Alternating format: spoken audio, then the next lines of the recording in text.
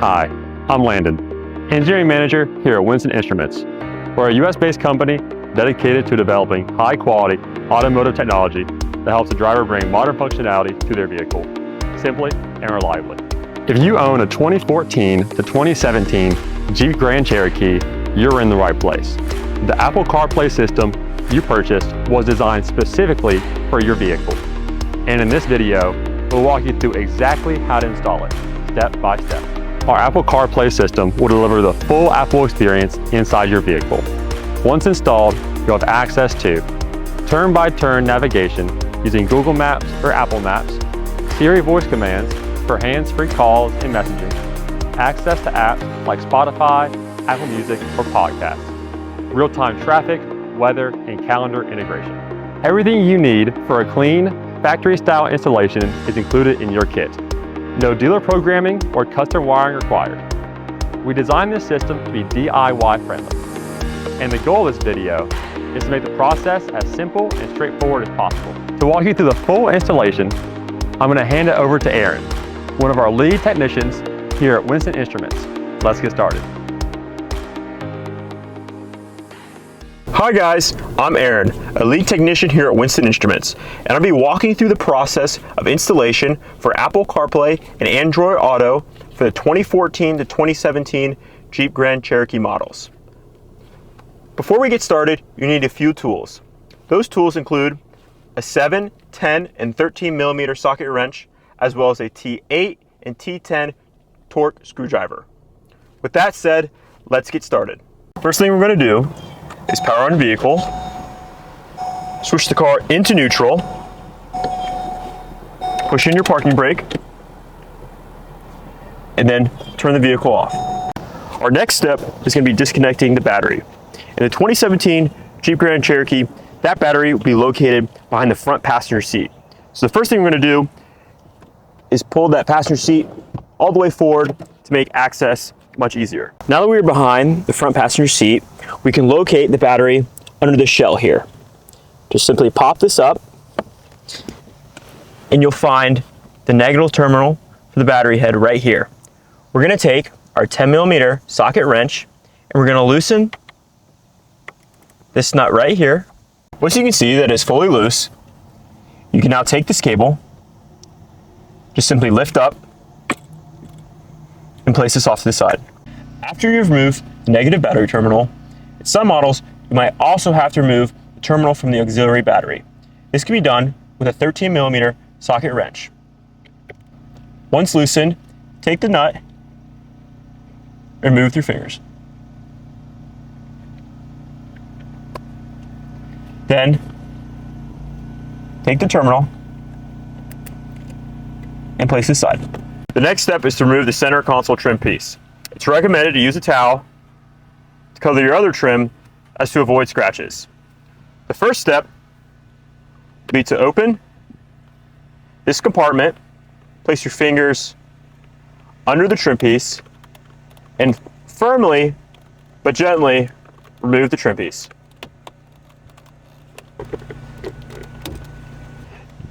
Slowly slide your hands as space becomes accessible to remove the center trim piece.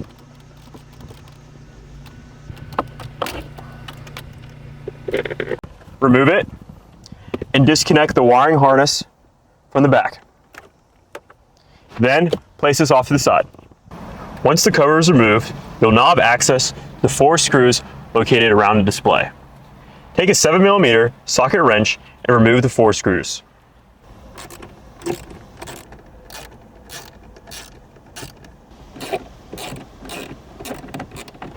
Once you have the screws loose, finish loosening them completely with your hands, remove them, and place them somewhere safe. You will be reinstalling these. After the screws are removed and somewhere safe, place a towel within the trim piece to avoid scratching your display. Take your display, simply remove, place down the towel, and disconnect all wiring from the back. First, disconnect the top 3 ones by pushing down on the release and pull out. Repeat these for the other 2.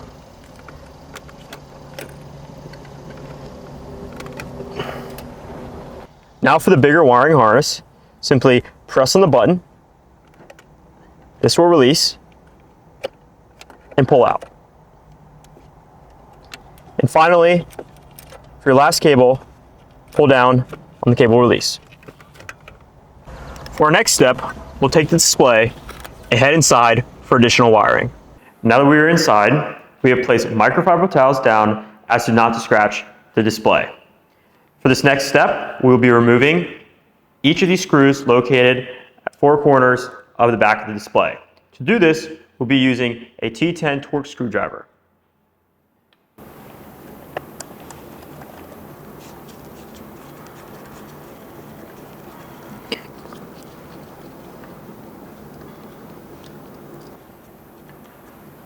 With the 4 screws removed, take this piece and gently remove off here to the side. You will notice a wire connecting the 2 pieces. And there should also be a piece of tape. Take this tape and gently remove it. Once this tape is removed, you'll notice the connection point for this wire. Gently place your fingernail under the connection piece and pop up. Place this wire away from this side and place this piece off to the side. Once those 4 screws are removed and in a safe place, you're then going to take your T10 Torx screwdriver and remove 4 screws located on both sides of the display. Once all those screws are removed, our next step is going to be remove this control board. To do this, just get a small head screwdriver. In our case, we're using a T5 screwdriver head to gently lift this board up and remove. Place to the side. For this center screw found underneath the control board, you'll be using a T8 Torx screwdriver.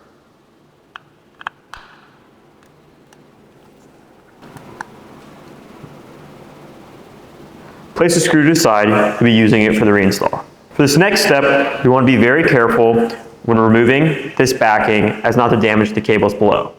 To remove the backing, there's going to be clips on the front and on the back. Simply take one of your screwdrivers,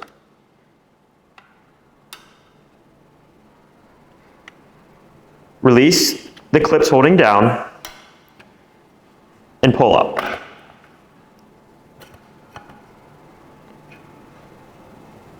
Place this cover to the side. Now you want to remove these 3 flat cables. To do this, gently pull up on the black lever and pull out the cable. Repeat this for the next flat cable.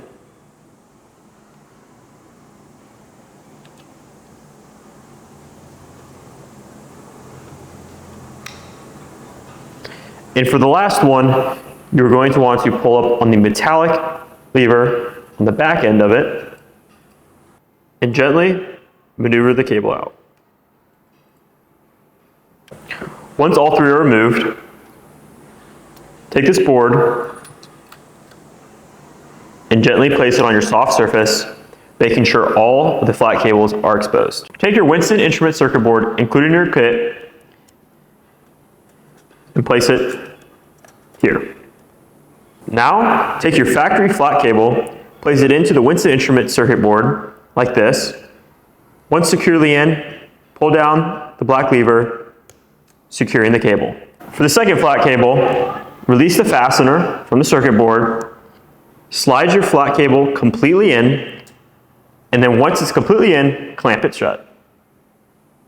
Once connected, take this board, put it back into its place, allowing for the cable to come out and connect back into your factory circuit board. Take your LVDS cable within your kit, crimp down some of these flaps to allow a secure fit for your cable. Place your cable within that crimp section, press in, and then connect into the circuit board. Now, insert the flat cables for both of these points. Slide the cable in as far as it will go. Take the black clip, press it down, securing the cable. Repeat this process for the smaller cable. Slide this cable in. Once fully in, take the black clip, push down, securing the cable. Now we're done with the wire. Take your cover and place it back onto the display.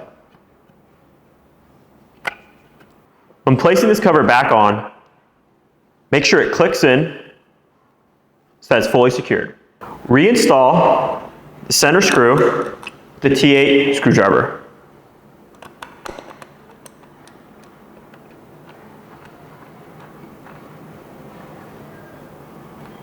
Next, we'll grab the circuit board we placed off to the side for safekeeping and place it back into the display. Once placed down, take your other piece that you set off to the side previously and reattach that wire and place the tape back over. Then, close the compartment with the piece. Now for the next step, reinstalling all the screws.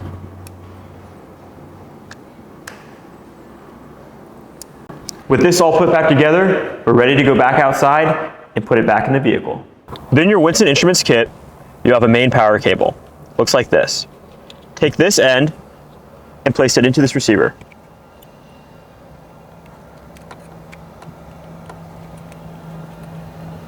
Once it goes about this portion of the way up, take this clamp and close it shut.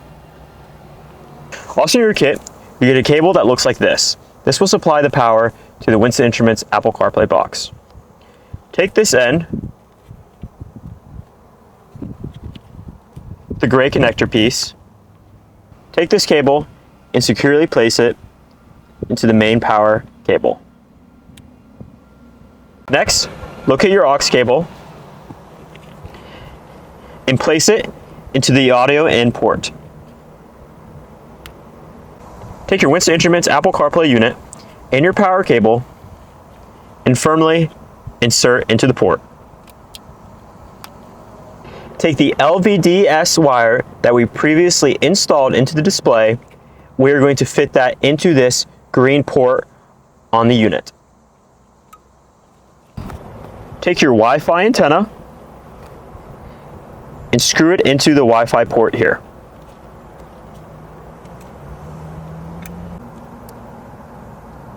Until fully tightened. Locate this component within your kit and plug it into the mic port here. There I go. Locate the USB accessory harness. This will be used to operate wired Apple CarPlay. Now all of these units have wireless and that is what's preferred, but we'd like to give the option to our users to use wired in case they need to. Place this in this back compartment so you'll have access to it once the trim is placed back on. Leave the purple head exposed. Take this purple head and plug it into the USB port here on the Apple CarPlay unit. Take your fully wired Apple CarPlay unit and place it back into the empty cavity behind your console.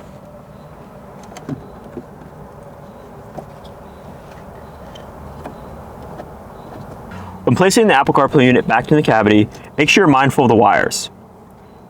And once securely back there, we're going to want to put all of the wires except the main power line and the factory color cables back into the console. Next thing you're going to do is take your switch. This switch is what will allow you to switch from your factory settings over to your Apple CarPlay settings.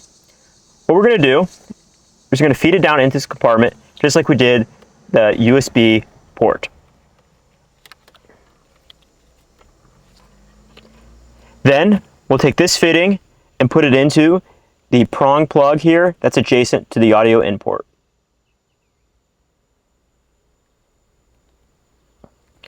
We also recommend putting some tape around this to secure this fit, aligning each wire with its matching color. Take your power harness and make sure this clamp is fully up before inserting back into the display.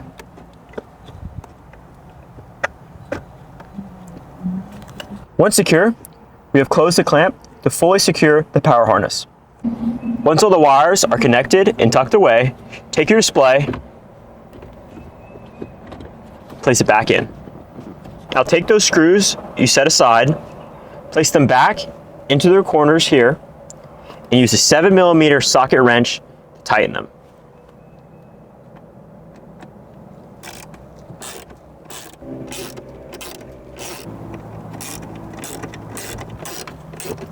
Take your center console trim piece, locate the climate control wire, and plug it back in. Once it's plugged back in, you're ready to secure your center trim piece back in your car. Once aligned, snap the trim back in. Now that the center trim piece is installed, you want to make sure 3 components are both visible and accessible in your lower compartment. The first is a USB connection port. This allows for wire connection into the Apple CarPlay and Android Auto system. We'd like to note that most users opt to use Bluetooth connectivity into the system, but this allows a wire connection for those that prefer it or need it. The second is your switch button. The switch button allows you to switch from your factory settings over into the Apple CarPlay and Android Auto system. It's a button attached to a red and black wire. To switch over, simply hold the button for 3 seconds, and the system will switch. To switch back to your factory settings, simply hold for another 3 seconds. The third component is your aux plug-in.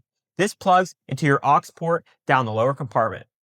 This makes sure that your system knows that the audio is being used by the Apple CarPlay and Android Auto system. If you don't have this plugged in, your system's audio might not be connecting to your device.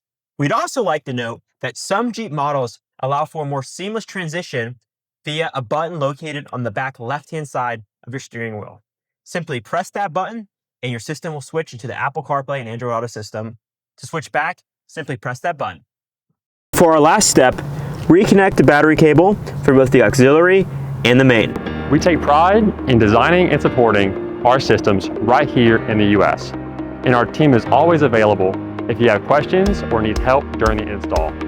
Thanks again for choosing Winston Instruments. Let's upgrade your drive.